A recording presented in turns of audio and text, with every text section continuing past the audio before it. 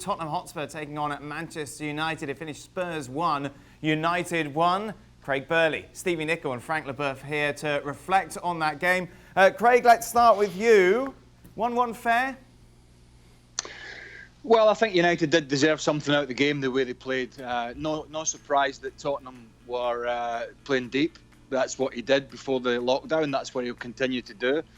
But I thought, during the parts of the first half, they shifted the ball quite well, Spurs, and particularly the switchy play down that right-hand side, where I thought, for them, they were trying to exploit Maguire and Shaw, who didn't look comfortable for long periods. But, ultimately, Tottenham got that goal, which was a really poor one from United's perspective, and Maguire and De Gea didn't cover themselves in glory in that. But he made some changes, didn't he? And he brought, Greenwood made a difference, Pogba made a difference, and Tottenham just started to sat deep. So I think United were at least good for a point. Pogba, of course, brought on during the second half, Frank, and put in a performance that you want to see more of as a United fan. Yes, definitely. He made a huge impact when he came on and played for like 30 minutes. And we saw with Bruno Fernandes that he was, they could make a very good pair. And I want to see more, of course, more involvement. But he created the penalty. Even maybe we're going to talk about it. I don't think it was a penalty. But he was good. He had a good mentality. And we know how good he is and how big he can be for Manchester United. He's got to start now, from now on, and Stevie? No, I don't think so. He didn't look particularly strong. I mean, you saw him close up a couple of times, and he was blowing pretty heavy for a guy who only was playing for half an hour. So clearly he didn't start because he's not physically strong enough to certainly play a whole game.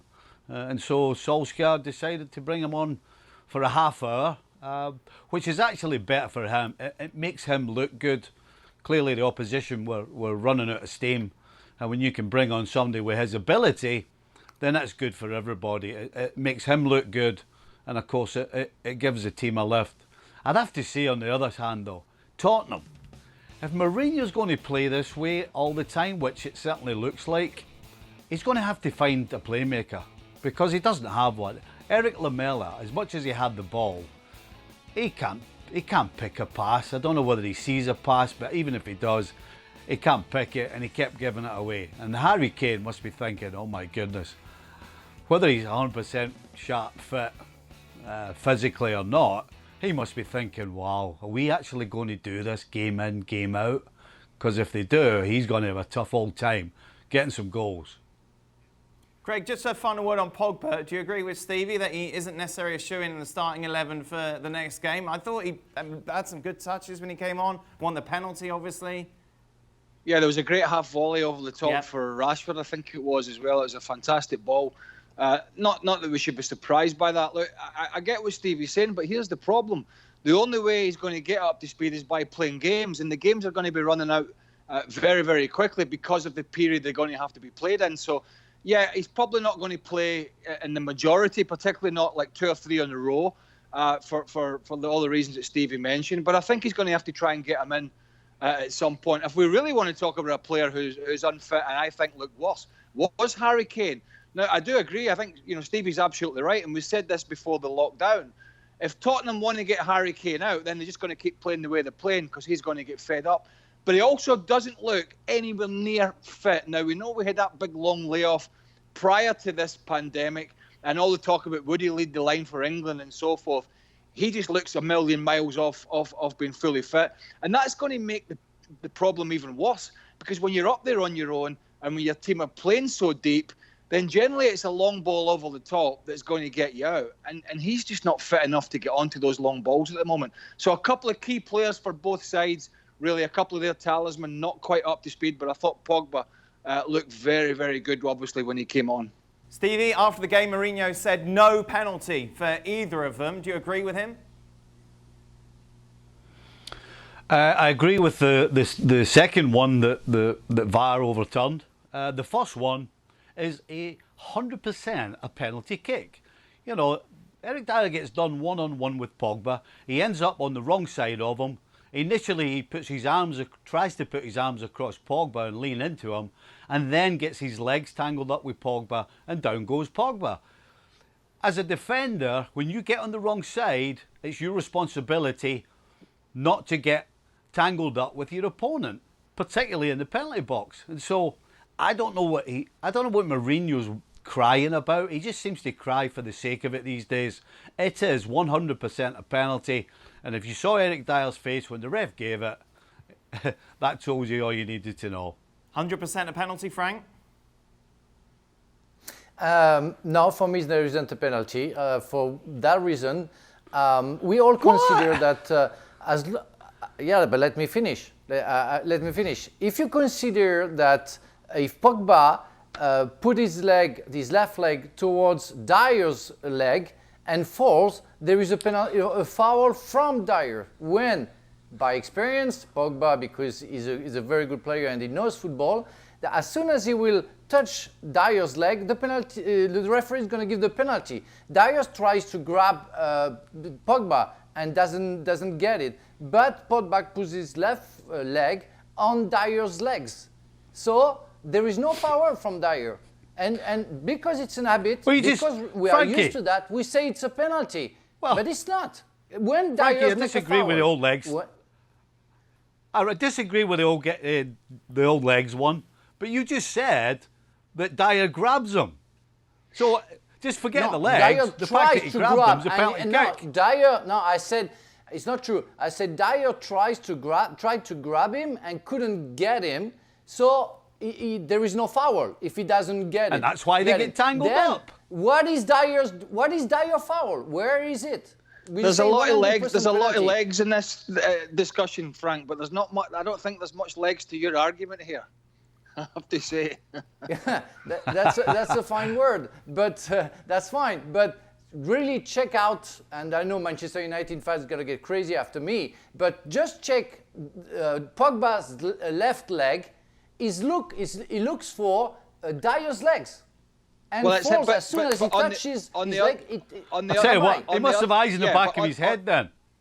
On the other side of the equation, it's every player's prerogative when they get round the defender, as you know, that he will try and get ahead and get in front of that defender, particularly in the box. And then it's up to the defender to try and get out the way. If the contact is unintentional, it matters not a jot. Pogba, I thought, did a great job of getting round him and then getting in front of him. And not only was there a slight tug, which you could argue was it enough or not, but there was definite contact in the legs. And by this point, Frank, in my opinion, and I think Stevie's, Pogba was ahead of him. And therefore, even if VAR looked at it, it wasn't clear and obvious, and it would never have been overturned. But I think it was a penalty quite clearly in the end. And understand what you say, Craig. If you consider that Pogba is really in front of Dier, which wasn't the case, he was a little bit in front, but on the side. And then, because he's too far, he pushes his leg on the left to go to Dier's legs. And then I think it's for Pogba the way to get a penalty, because he knows that the referee doesn't know anything about football and won't see the trick. That's the only thing for me. So of course I'm going to defend the defenders, but in that case, I don't get it. I think it's a kind of a habit from us to see those penalty and say, well, that's a clear penalty because we saw that 100 times. Do you know, Dan, what's another interesting one? And you said, you mentioned, will Pogba start to Stevie? I do think Ole Gunnar Solskjaer is starting to have a huge dilemma about his goalkeeper, because before this lockdown, he was a liability. If you remember the game at Everton, just to name but one game where he cost him and was just crazy, but he's making mistake after mistake after mistake. It's a bit like David de Gea. When he first came to Man United, I remember talking to Eric Dier, the goalkeeping coach, who was working with him, and he was at Derby with me, and he says, Craig, he's going to be a great goalkeeper. And he was right, and he did turn in to be one of the best and be Spain's best, but he's been dethroned by Spain. And there might come a point, if this continues, he's going to be dethroned by United. They've got Romero in the wings, they've got young Henderson in the wings, who's very highly thought of. But he can't keep making mistake after mistake, because it could cost them getting in the top 4. So that's a big dilemma for the manager at some point, potentially. Just De Gea to blame on that goal, Stevie? No, ultimately, Bergwijn's got through, so defensively there's been mistakes made. Of course, Maguire gets caught. If there's one thing Maguire can't do, it's turn particularly quickly. And so he got caught out, but no question. It's a shot that you expect the goalkeeper to save. And listen, don't get me wrong, I'm not a goalie coach, but how can you try and punch a ball? You're basically making your hands smaller to do that, rather than opening your palm up. If he opens his palm up, then he parries it away. So it's horrible goalkeeping. Yes, defensively it's a mistake. Harry Maguire gets caught. So all round, horrible for Manchester United. Frank? Yeah. For the first time today, I'm going to agree with my colleagues. They're completely right. Maguire's he makes a mistake because he's slow, and you can't be fantastic everywhere, because I think he's a very good player, but that's really his weakness, and we saw it today. But it's true that De Gea must do better. He has to save that goal. He made a fantastic save like 5 minutes after, I think, on Son, but that one, no, that's not possible. Even Xhaka couldn't say anything about that.